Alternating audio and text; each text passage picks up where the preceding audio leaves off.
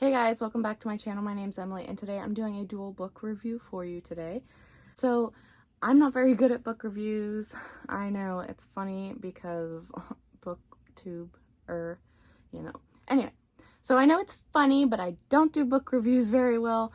I have trouble kind of articulating what it is I'm trying to say about a book. I will say that my Goodreads link is down below and you will see written reviews on these books. So if this review isn't that well done and you need a second run through of it, just visit my Goodreads down below. But I'm going to give it my best shot, so please be kind in the comments. But anyway, these are the first two reviews I am doing for the SPFBO choices that you saw in one of my previous videos. I will also leave that one linked down below. I go into all of the books that I'm interested in from round 8 of this SPFBO. So I have two books I'm talking about: A Bond of Thread by Allegra Pescatore and J.P. Bernison, and I'm also going to review The Goddess of Nothing at All by Kat Rector. Now, if you have seen my video talking all about the SPFBO and all the picks and stuff, I did go through and read the synopsis for all of them, so I don't want to do that again here. But we're going to start with A Bond of Thread by Allegra Pescatore and J.P. Bernison. I do want to say the judges and like the standing of it so far. So the judge for this one is Before We Go blog, and it has been cut already from the SPFBO round 8. So I'm really sad about that. I really liked this book. We're following two main characters and they're both being hunted for different reasons. Sky, she's being hunted because she's a ruler, but she has no memories and no magic, and she kind of doesn't know why she would give that stuff up or what happened to her. So she's kind of just hiding out and doing things along the way, and eventually she runs into our second character, who is Elias. I believe that's his name. I'm sorry, some of these names are really hard to guess what they are actually. But Elias, he is kind of being hunted because he killed his last High Queen of Vine, and for good reason if you ask me. But yeah, so he's on the run. He's kind of hiding out in this cave in like one of the 9 lands of the Mountainfell, and he's just kind of minding his own business and trying to be under the radar. And then comes in Sky, and he catches her pretty much stealing from him, stealing his food.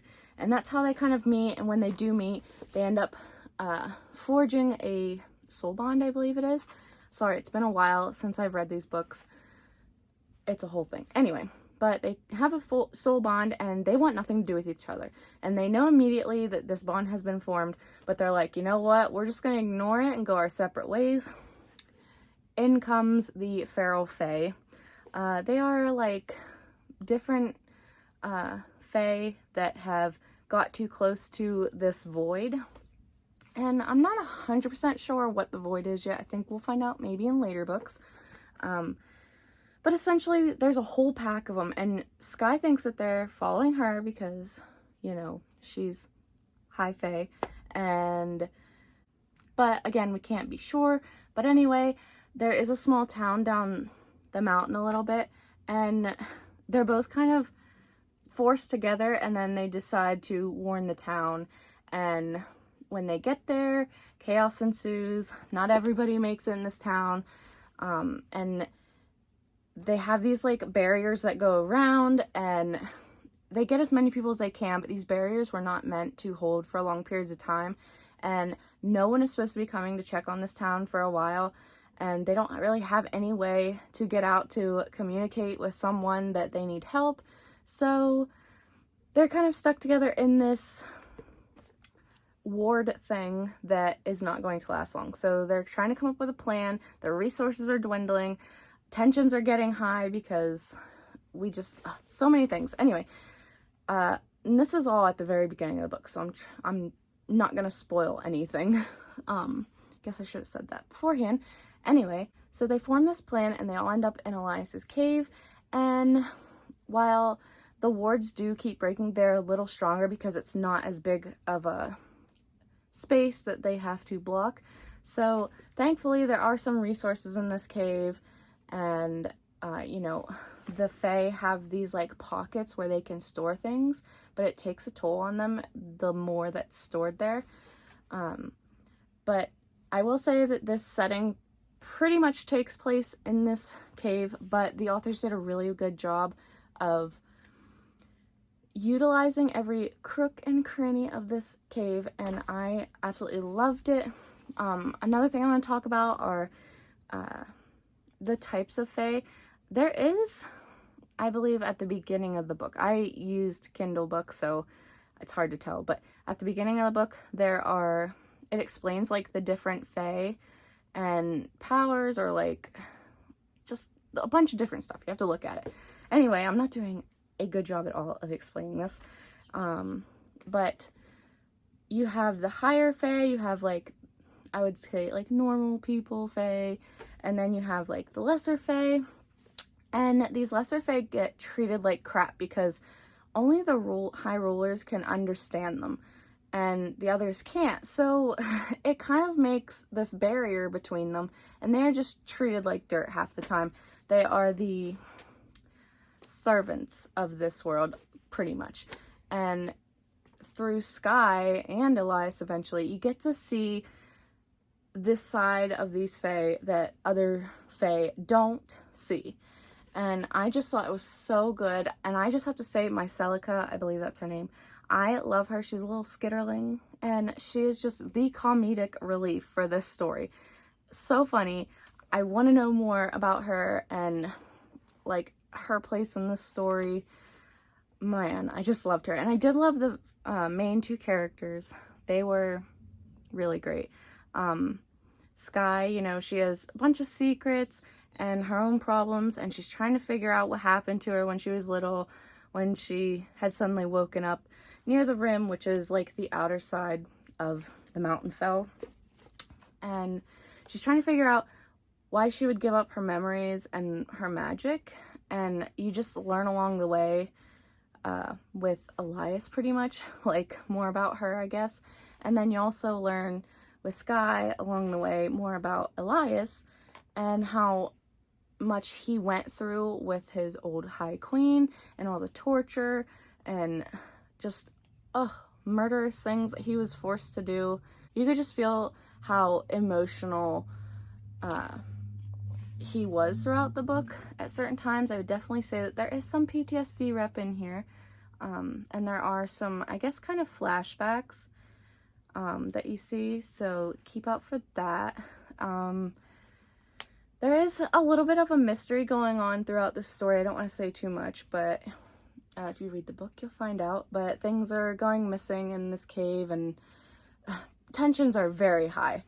Anyway, the writing was great. I will say the only problem I have was that during the point of views, like one chapter would be Sky, the next would be Elias. Well, in the middle chapters, I would think I was going into one of their POVs because it was like alternating pretty good. But then the wording, or like the way things would be said, like the dialogue and stuff, made it seem like it was coming from the other person's point of view. So I'm like, wait. And that kind of took me out of the story a little bit because I had to go back and like read and try and figure out. But after I got past those middle chapters with dealing with that, it was enjoyable. I still really enjoyed it. The overall plot was great. You could see this direction it was going into, and I could even see some setup for a series. So I was really happy with that. I'm trying to think if I left anything out.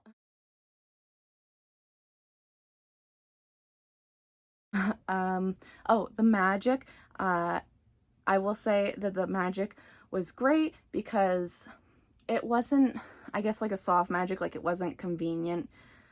It did have its tolls on people. They could only use so much, and when they did, it caused kind of like this burnout, I guess. And it was just really unique because everyone kind of has this different magic based on who they are. So I love this book. This book was great.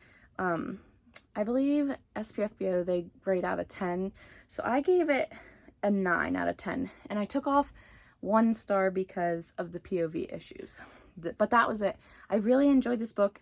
My normal review rating would be a 5 out of 5. definitely recommend this. I can't get enough, and I wish the next book was out already. So if you haven't already checked this book out, which you probably haven't, but you wanted to know more about it, I hope that my review was enough to get you interested in wanting to pick this book up, because it is so good. Okay, moving on to The Goddess of Nothing at All by Kat Rector. So this book is judged by Bookness, and as of right now, on July 13th, the standing is, it's still in the game, so we'll see. But if others think of it as I do, I can't imagine that this wouldn't at least get to be a semifinalist or a finalist even. So fingers crossed for this book. So we're following Sigyn, I believe is how you pronounce it, and we're kind of going through her story. She's a lesser known goddess, I guess, in Norse mythology. We kind of see her story interweaving with Loki's, and I thought that that was definitely a different take on a Norse mythology, like kind of like retelling story. And even though this book was really long, because in Kindle anyway it was 607 pages, I flew through this in like 2 or 3 days. I loved this book. It was so well done. So as for the characters, like I said, we're following Sigyn, and she is Odin's daughter, and all she wants is a title, but Odin refuses to give it to her.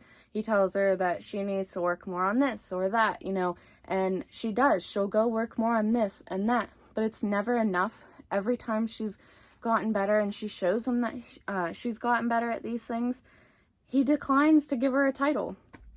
And she can't help but think, why? Because everyone else gets their titles for lesser things than she's been doing, and she's just frustrated. So one day a friend of hers tells her about a god in the woods, Loki, that if she took this apple to him and kind of told him, you know, she sent her and told him what she wanted, that he would be able to help her.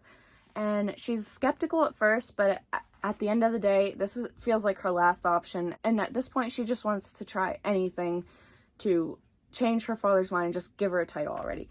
So she finds her way to Loki and ends up bringing him back and trying to get him to help her.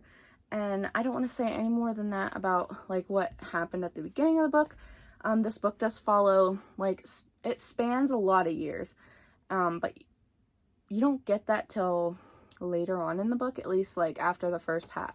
So in the second half of the book, you'll get like further on in the future with these two characters, and you get to watch them just go through so much together.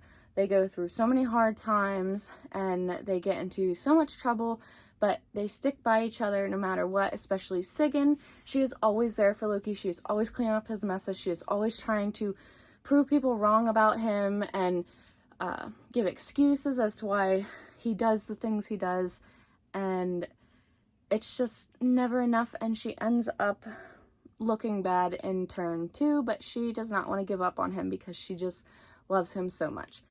Honestly, this book just holds so much. Like, if you love Norse mythology, you will find just about every popular little story in here, but the author does so well weaving them all throughout Sigyn and Loki's story, and it just makes sense. I will say it did get a little repetitive. They'd have to go on this quest because they did something, and then they'd come back, and then they'd go on a different quest, you know. So that was the only thing, which I did dock half a star for, because it was repetitive, but it was still really well done because they weren't the same things, and they were because certain things happened. See, I can't say too much because I don't want to spoil it for you guys, but oh man, it was so good, and it was so frustrating at times, and I felt so bad for Sigyn, and other times I felt like, you stupid girl. And I just, wow, it brought out all kinds of emotions for me. I do remember crying at the beginning of the book, and that doesn't normally happen for me, but man, it just hits me in the feels, and it was so good, and the world building was good, and the descriptions of things were so good. Like, I could just picture these in my mind, and I just loved it so much. There is magic in here. I wouldn't say it's very well explained. It's just kind of assumed because they're gods and goddesses and stuff. So there was that. Other than that, I did like it. There was consequences though for using too much magic. So that was nice. Another thing I would like to say is that this book is filled with LGBT plus rep. Both of the main characters are under that. A bunch of side characters. There's some really good conversations in here, in my opinion, about that. And I feel like it does take on the things that could be said today towards people in the LGBT community and to people themselves. And I just really enjoyed that aspect. It was nice to get to see more of that in a fantasy book. So for that alone, I would definitely check out this book. If it at all interests you or you want more fantasy with LGBT plus rep, check this book out. Norse mythology, check this book out. Badass characters with emotional backstories and just that cause tons of emotions, check out this story. I think that's everything I'm going to say for that. I will say I gave it a 9.5 out of 10. Absolutely love this. New favorite, if not favorite of all time. This book is going to be very close for favorite book of the year. So I am so happy to have gotten to this. This is the book that I actually originally had before I heard anything about the SPFBO. So I was happy to get to this one because it had been on my radar for a while. And I did do try a chapter tag with this book in it, and I was so stuck to it. I had picked another book to read, but then I just kept thinking about this one, and I came back to it, and this one ended up being so good, and I'm so happy about that decision to pick it up. Other than that, that's it for that review, and I really hope if you had to pick between one of these books to read, I would definitely pick this one. It was so good, and I feel like there's a piece for everyone in this book, and it just was so good. So good. New favorite. I just can't get over it. It was so good. I just want to reread it now. The second book, which you don't have to read, it's like an epilogue, but it's like Epilogues for Lost Gods or something. It's coming out November 30th, I believe. Beautiful cover. This one kind of just, it's like a very long epilogue for what happened after the events at the end of this book. So if you're in love with it as much as I am and need to know what happens after that finale, then pick that book up in November, because I definitely will. So that was my dual book review. It was like a rapid book review, and they weren't that great, but I hope I showed how much I really enjoyed these books and hyped them up enough for you guys to pick up. And yeah, if you liked these reviews, hit the like button down below and comment letting me know if you're going to pick up either of these books, and subscribe if you want to. I'd greatly appreciate it. And until my next video, I will see you guys soon. Bye.